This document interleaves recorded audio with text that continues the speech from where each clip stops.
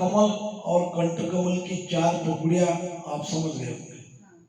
अब आगे शिरपुर में लिया था। हाँ शिरपुर में लिया था। हाँ, शिरपुर में लिया था, थोड़ा इतना डिटेल में नहीं लिया होगा, लिया था।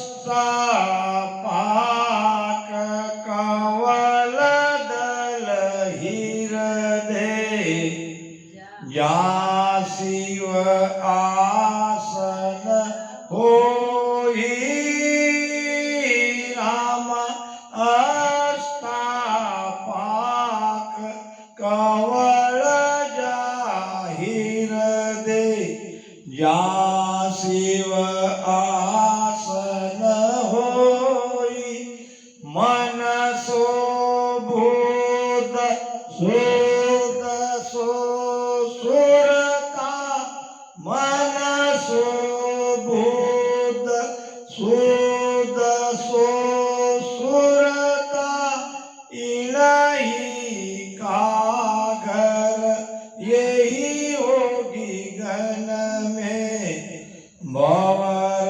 गुंदाना भे। अब नीचे आएंगे, नीचे 8 पाकली का कमल है।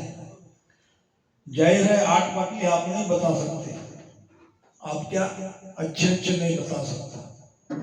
ये भी तो मैंने इधर उधर से बानी पढ़ के संग्रहित किया हुआ आपको बता रहा हूं। 8 पाकली शरीर के अंदर में हृदय स्थान की कौन कौन सी है? तो अभी हम खेड़ापा जाने वाले हैं अगस्त में। हम लोग जाके आए, विनोद भाई, देवसिंह भाई, वीरसिंह भाई। तो खेड़ापा के संत थे रामदास जी महाराज, बहुत ऊंचे ज्ञानी, बहुत ध्यान दिया उन्होंने। और रामदास जी महाराज के पास भजन परखाने के लिए सदगुरु सुखराम जी महाराज गए थे। खेड़ापा और बिराई का कोई ज्यादा डिस्टेंस नहीं है, 15-16 किलोमीटर है, नहीं, बीच में मिलाना पड़ता है।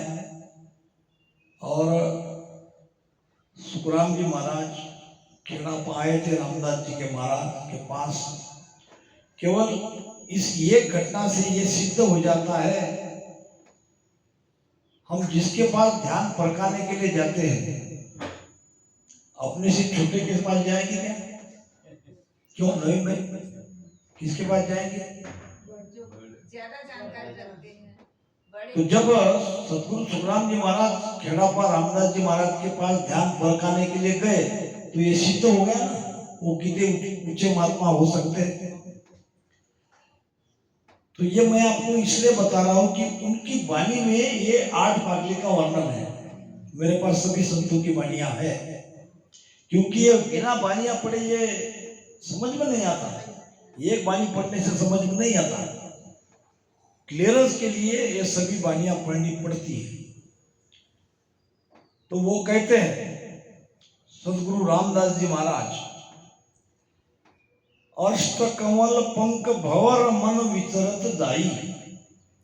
8 कमल पर मन भवरा विचरता है, यानी घूमता है। अब वो 8 कमल कौन से? 8 कमल है, 8 दिशा। कौन कौन सी 8 दिशा है? पूरब, हाँ, पूरब, पश्चिम, उत्तर और 4, हाँ, नाम बोलो। वाह, 4 दिशा सभी जानते हैं और 4 उप दिशा है। तो ये 8 दिशा ही 8 पाकड़ी है। क्या है 8 पाकड़ी? ये मन 8 दिशा में घूमता है। ये बहुत बड़ी बात संतों की वाणी के द्वारा आपको कही जा रही है। आपने कभी इसका विचार किया होगा कि आपकी मन की तरंगे क्यों बदलती है? एक शरीर का मन आपका रहता क्या? नहीं रहता। अच्छा, मन का घर कहाँ है? मन का हृदय स्थान। मन रहता कहाँ है? हृदय स्थान। आप जैसे आप लोगों के गांव में रहते हो, आप व्यारा रहती हो, यहाँ सत्संग के लिए आई, वापस चली जाएंगी व्यारा। ऐसे ही मन भजन में लगता है थोड़ी देर, फिर कहाँ चला जाता है? व्यारा। व्यारा यानी अपने घर पे थोड़ा सा भजन में लग जाता है, फिर कहाँ चला जाता है? उसके घर पे। उसका घर कहाँ है? हृदय स्थान। हृदय स्थान में 8 दिशा में मन घूमता है। 8 दिशा में घूमने से मन में विचारों में परिवर्तन होता है। हमेशा किसी का भी मन एक शरीर का नहीं रहता है। अब ये 8 दिशा में 8 दिशा के क्या क्या वहां के गुण है, ये रामदास जी महाराज की वाणी से आपको बताता हूं। पूर्व मरण उपाय। अगर आपका मन पूर्व दिशा कौन सी है? विरुद्ध ये सूर्य उगने वाली। ये इधर आपका ये पूर्व दिशा में अगर मन है, चला गया, अर्थात कुछ देर के लिए जाएगा, हमेशा नहीं जाएगा, तो वहां आपके भाव में परिवर्तन होगा और ये लगेगा कि कुछ पड़ा नहीं है जीवन में, मर जाना ही ठीक है। ऐसी कोई परिस्थिति भी आएगी, ऐसा कुछ न चाहते हुए कोई घटना घट जाएगी, या अपने आप जीवन से वैराग आ जाएगा। कुछ पल के लिए बोल रहा हूं मैं, हमेशा के लिए नहीं। मन आपका पूर्व दिशा में गया ही तो आपको मृत्यु की इच्छा आपके अंदर पनपने लगेगी। मरण उपाय। ये जो लोग आत्महत्या करते हैं, आत्महत्या कहते हो ना, समझते हैं। आत्महत्या करने वाले का मन उस समय पूर्व दिशा में रहता है और वो उसी समय आत्महत्या कर लेता है। अगर थोड़ी देर वो रुके तो मन दूसरी दिशा में चला जाता है, तो वो विचार बदल जाता है। ध्यान रखना इस बात को, ये सिद्धांत की बात है। जब उनका मन पूर्व दिशा में आता है तो आत्महत्या का भाव उसके मन में आ जाता है और उसी समय वो निकल जाता है। अगर आत्महत्या करने वाला रुके तो वो नहीं मरेगा। जो भी उस टेंशन में, उस पीरियड में एकाएक वो चला जाता है, मर जाता है। बाद में वो पछताता है, वो बात अलग। जब जान निकलती नहीं है, चाहे गले की फांस लो, चाहे कुएं में कूद जाओ, चाहे पॉइजन लो, बाद में पछताता है वो, मगर तब तक कोई उपाय नहीं। तो पूर्व मरण उपाय, ये समझ गए? अग्नि खुद्या जल पाई। अग्नि नाम अग्नेय। अब अग्नेय कहाँ है? अग्नेय दिशा। अब पूर्व आ गए ना, अब पूर्व से अग्नेय कहाँ है? इधर। अग्नेय में अगर मन है तो आपको खाना खाने का मन होगा, पानी पीने का मन होगा। अग्नेय में मन जाते ही भूख लग जाएगी, प्यास लग जाएगी। ये हृदय स्थान की 8 पाटली है, 8 प्रकार की कठिनाई है। मन को 8 दिशा से भजन में लाना कठिन है। फिर दक्षिण वैर विरोध। अब दक्षिण कहाँ है? ये दक्षिण दिशा में मन जाएगा, किसी के साथ वैर भाव तैयार होगा, विरोध तैयार होगा, उनके मत को काटेंगे। आप भी आश्चर्य करोगे, हम तो विरोध एक में का करते नहीं, फिर आज कैसे क्या विरोध का भाव हो रहा है? मन आपका चला गया। और जिसके साथ में आपका वैर विरोध वाद विवाद हो रहा है, उसका भी मन वहां है ना, आपका भी मन वहां है, तो झगड़ा होगा ही होगा। दोनों में वो समान है ना।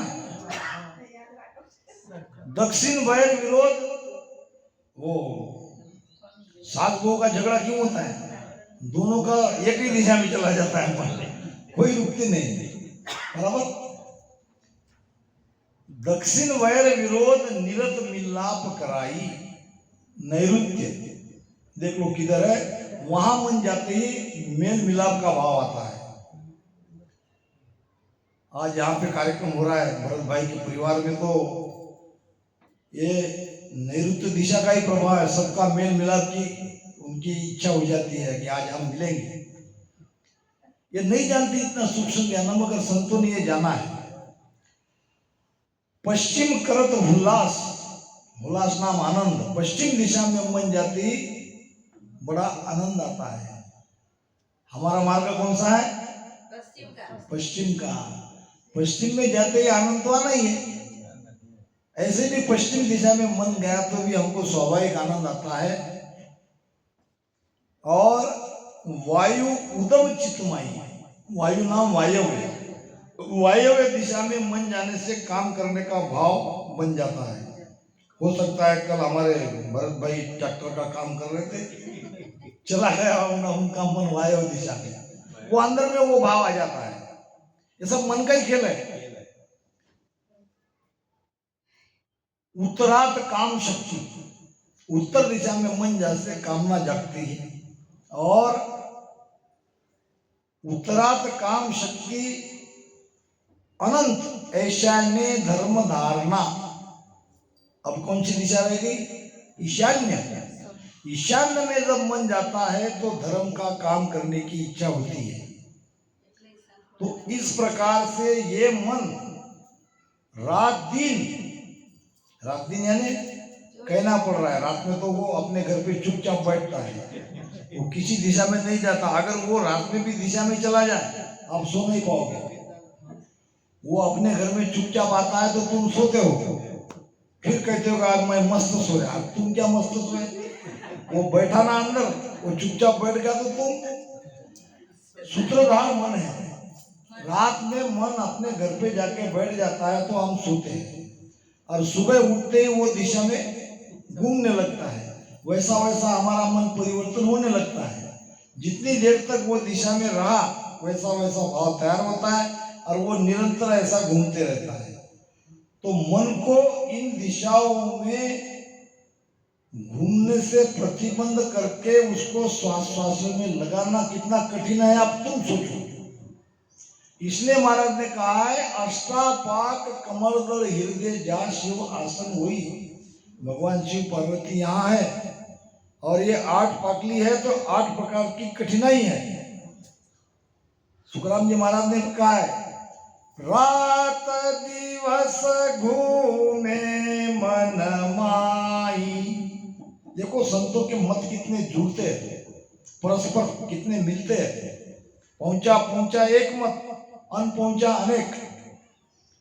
यहाँ सदगुरु रामदास जी महाराज ने पाखुड़ी का वर्णन किया है तो अब महाराज कह रहे हैं रात दिवस घूमे मन माई। कहाँ घूमता है?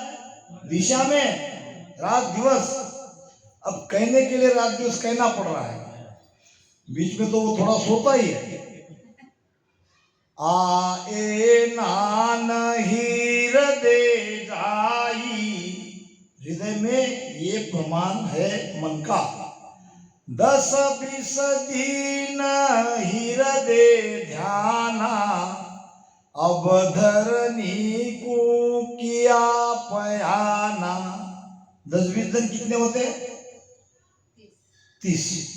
1 महीना तक महाराज ने हृदय में ध्यान किया, मन को पकड़ के रखा, उनको दिशाओं से परावृत्त किया, वो श्वास में उसको लगा के, और फिर 1 महीने के बाद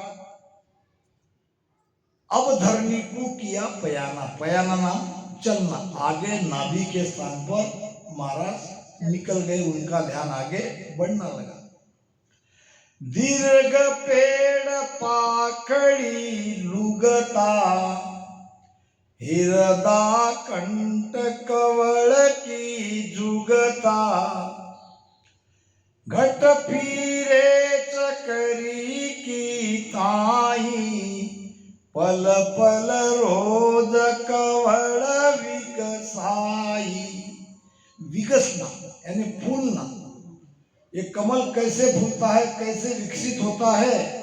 घट पीरे चक्री की ताई। अगर सांस ऐसे चक्री गोल गोल घूम रही है तो तुम्हारा ये कंठ का 8 पकली का कमल विकसित होगा, पूरी तरह से फूलेगा। फूलने के बाद आप वो स्थान छोड़ दोगे, आगे जाओगे। ये कितनी गहरी बातें महाराज बता रहे हैं। अब ये है दीर्घ पेड़ और पाखड़ी लुकता। लुकता नाम छोटा।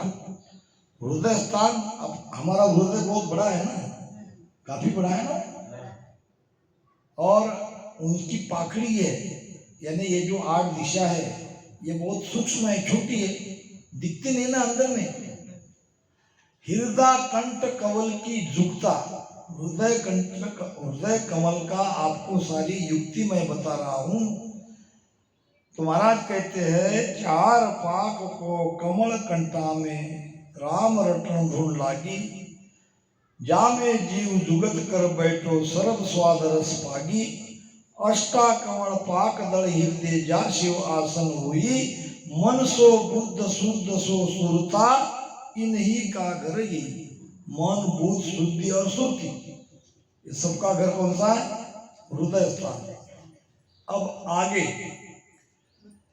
पाक बत्तीस नाभदड़ कवड़ा, लक्ष्मी विष्णु विराजे, पवना सेवक करे बंदगी, पवना सेवक करे बंदगी, मन तेजी होय गाजे होगी गन में, भवर गुंदाना बे। अब आगे का कमल है 32 पाकड़ी का। हृदय और नाभि में ये कमल और छूट जाता है, ध्यान है का किसी का? हृदय स्थान और नाभि के बीच में एक और कमल है, मध्य कमल। मगर वहां का कोई गुरु महाराज ज्यादा अनुभव अपना नहीं बता रहे, लगता है वो, मगर उनका वर्णन नहीं किया है। डायरेक्ट अब आगे नाभि कमल की बात हो रही है जो 32 पाक का है। अब इसके थोड़ा सा विचार करो, 4, 8, 16 और 32 डबल होते जाते, डबल क्यों है? पता नहीं। और विकसित हाँ? और डेवलप होता है और खुलता है। एक कमल जो खुला हुआ है वो डबल खुलता है, उसके बाद आगे हाँ, उसके बाद और खुलता इसके साथ और देखो दोनों बातें। ये कंठ कमल है, ये 4 पाकली का है, तो 4 प्रकार की कठिनाई मैंने बता दी। अब ये खुल गया, नीचे आए 8 पाकली का, यानी इससे दुगना आनंद यहाँ आएगा। हाँ, ऐसा दुगना आनंद तो आएगा ही आएगा, दुगनी कठिनाई भी आएगी खोलने के लिए। जितनी कठिनाई उतना आनंद है कि नहीं?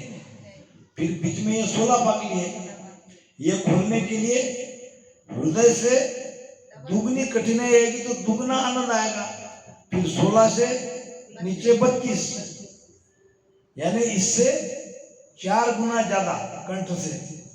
कितना? 4 की 8 गुना, सॉरी, हाँ 8 गुना ज्यादा, यानी 8 पट कहेंगे यहाँ कठिनाई है, मगर इससे 8 गुना ज्यादा आनंद आएगा नाभि में। अब नाभि के 32 पाकली का वर्णन मैं आपको बताता हूं, जो संत मोहनदास जी महाराज बता के गए वो बता रहा हूं, दूसरा कोई प्रूफ नहीं है। मैंने बहुत बार फेसबुक पे लिख के भेजा है कि मेरा उद्देश्य ये रहता है कि भाई कोई मुझे ये दुरुस्त कर दे, यानी वो बता दे नहीं भाई, जैसे कि भाई तुम कह रहे हो ऐसी ये 32 पाकलियां नहीं है, वो ये है, तो मुझे तो समझ में आ जाएगा ना। मगर आज तक कोई बता नहीं रहा है। मैं लिखता हूँ कि ये कमल बताने के लिए मेरे पास कोई प्रूफ नहीं है, मैंने सुना हुआ आपको बता रहा हूँ। अगर किसी को जानकारी हो तो ये बता देना, और आप भी बता देना नहीं अगर आपको पता है 32 पाकली। तो हमारे संत मोहनदास जी महाराज बताते हैं हमारे दांत कितने हैं? 32। दांत से क्या करते हैं? खाना चबाया हुआ खाना कहाँ जाता है? कंठ में। हाँ, पेट में, यानी कहाँ? नाभि में, बराबर। तो 32 दांत की 32 नाड़ियां नाभि से जुड़ी है। वैसे नाभि से सारी नाड़ियां जुड़ी हुई है। हमारे बूढ़े बुजुर्ग कहते थे कि अन्न का जो कौर है उसको चबा चबा के खाओ, तभी उसकी लार बनेगी। लार समझते हो? हाँ, लार से क्या बनता है? लार से क्या बनता है अशोक भाई? खून। खून, हाँ। खाना पचाने के लिए लार खाना भी पचाती है, लार खून भी बनाती है, और खून से शरीर पोषण होता है। अब ये कार्य कर कौन रहा है? ये कार्य कर रहा है नाभिकी में बैठा हुआ समान वायु, सबको डिस्ट्रीब्यूट कर रहा है। भगवान विष्णु का बाहर में कार्य क्या है? पालन पोषण करने को। पालन पोषण करना। किसी ने देखा पालन पोषण करते? देखा तो नहीं, लेकिन ऐसा कहते हैं, शास्त्रों में है, शास्त्रों में। बराबर है। मगर हमारे संतों ने भगवान विष्णु को अंदर बता दिया, और वो यहाँ बैठ के सब डिस्ट्रीब्यूट कर रहा है ना, सबका पोषण कर रहा है ना। हाँ, भोजन करते ही अंदर वो जाता है तो उसको सब रस पहुंचा देता कि नहीं? हाँ, तो ये पोषण तो कर रहा है वो वहां बैठ के। तो 32 दांत की 32 नाड़ियां, ये 32 पाकड़ी है, नाभि का कमल है। भगवान विष्णु समान वायु के रूप में वहां बैठा है। नाभि में सारी नाड़ियां जुड़ी है। नाभि में जो भी ये लार या वो खून बनता है ये दांतों से, वो सब नाभि के द्वारा सारे शरीर में फैलता है। अन्न, रस, भोजन या जो भी है वो। तो इस प्रकार से पाक 32 ना बदल कौला लक्ष्मी विष्णु विराजे। तो 32 पाक भी आप समझ गए, लक्ष्मी और भगवान विष्णु का कार्य भी यहाँ हो रहा है, ये भी आपको समझा दिया गया। अब पवना सेवक करत बंदगी मन तेजी हुए गाजी। मन का आधार क्या है? तो शरीर का आधार क्या है? शरीर का आधार श्वास। पांचों बसे देह के आसे, देह पवन आधार। देह को आधार क्या है? पवन। श्वासा है तो मन अपना कार्य करता है, श्वासा है तो शरीर चलता है, श्वासा है तो इंद्रिय अपना कार्य करती है। और सांस आती है नाक से सीधे नाभि में, नाभि से बाहर, नाक से नाभि में। तो यहाँ पे भगवान विष्णु भी है, और मन को भी ताकत यहीं से मिलती है, शरीर को भी यहीं से सारा आधार मिलता है। क्योंकि यहाँ जो वायु है ये सबकी सेवा कर रहा है। पवना सेवक करे बंदगी। हमारे शरीर की सेवा कौन कर रहा है? श्वास, प्राण वायु, ऑक्सीजन जो हम लेते हैं वो पवन ही सबकी सेवा कर रहा है। उसी के आधार से मन चलायमान है, उसी के आधार से शरीर जीवित है। एक बार सब इंद्रिया में बहस चलने लगी, कौन बड़ा। मैंने पीछे बताया था, विषय आगे तो बता देता हूँ। कोई क्या कहते फोन में, महाराज जी आज तो कुछ दृष्टांत नहीं मिला। अब कोई वो दृष्टांत में ध्यान देते हैं। अब जान भूकर जोर जबरदस्ती तो ला नहीं सकता, याद आ जाता है तो बता देता हूँ विषय के अनुरूप। ये इंद्रिया है, इनमें सबका बहस छिड़ने लगी, कौन बड़ा। नाक को लगता कि मैं श्वास ले रही हूँ, मैं बड़ी हूँ। आँख को लगता कि मैं देखता हूँ। अब जो अंधा है उसके लिए तो सारी दुनिया डूबेगी ना। कान कहता है कि मेरा कार्य ज्यादा है, मैं सुनता हूँ। रचना कहने लगी असली चीज तो मेरे पास है, क्या खाते हो इसका स्वाद मैं बताती हूँ। और दूसरी बात, मैं बोलती हूँ ना। कबीर साहब ने बड़ा सुंदर प्रमाण दिया है। दांत और जीभ में झगड़ा हो गया। क्या हुआ दांत और जीभ में? दांत क्या कहने लगे? दंत कहे सुन जीवली, हम 32 तुम अकेली माए। दांत कहने लगे जीभ को, हम कितने हैं? तू कितनी है?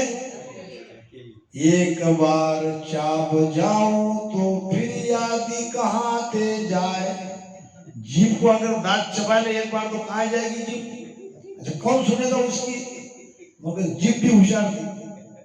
जीभ कहे सुन दंत को, तुम 32 मैं अकेली गाय, यानी मैं गरीब हूं, अकेली हूं, एक बार तेरी चलो तो 32 ही गिर जाए। तेरी चलने का मतलब क्या? उल्टा सुल्टा बोल दे तो बिना मतलब उल्टा सुल्टा बोल दिया। भरत भाई जैसे को, अशोक भाई जैसे को बोल दिया तो छोड़ेगा क्या वो? चोट कहाँ पड़ेगी? दांत पे। गाल पे जीभ को कोई मारेगा क्या? ऐसा मुंह पे एक मुक्का दिया तो 32 के 32 नीचे। तो ये इंद्रिया में एक बार ये हो गया। फिर बारी बारी से 8-8 दिन वो जाने लगे, पैर गए, हाथ गए, ज्यादा लंबा नहीं खींचता, समय भी अपना हो रहा। और 8 दिन के बाद वो आता तो वो कहता शरीर को, क्या मेरी कितनी जरूरत है, मैं बड़ा हूं कि नहीं? शरीर इंद्रिया कहते कि तुम बड़े तो हो मगर तुम्हारे बिना भी काम चल गए। दोनों पैर चले गए तो काम तो चल ही जाता ना, दोनों हाथ भी टूट गए तो काम तो होता ही ना। वैसे 8 चली गई, 8 दिन दिखा नहीं मगर काम चल गया, शरीर तो चल ही रहा था, सुने नहीं तो भी काम चलता है। 8 दिन बिना स्वाद का, बिना खाए पी भी रह सकते हैं, रह सकते हैं।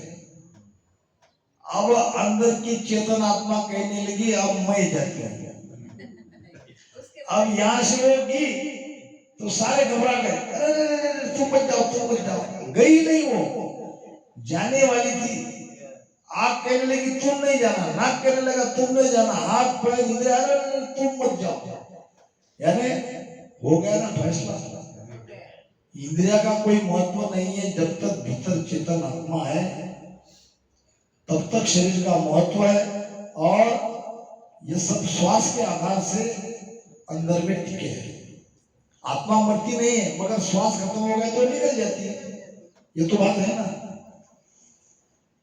तो पवना सेवक करत बंदगी, ये वायु सेवा करती है, बंदगी करती है, और वायु के आधार से शरीर इंद्रिया मन ये अपना अपना कार्य करते हैं।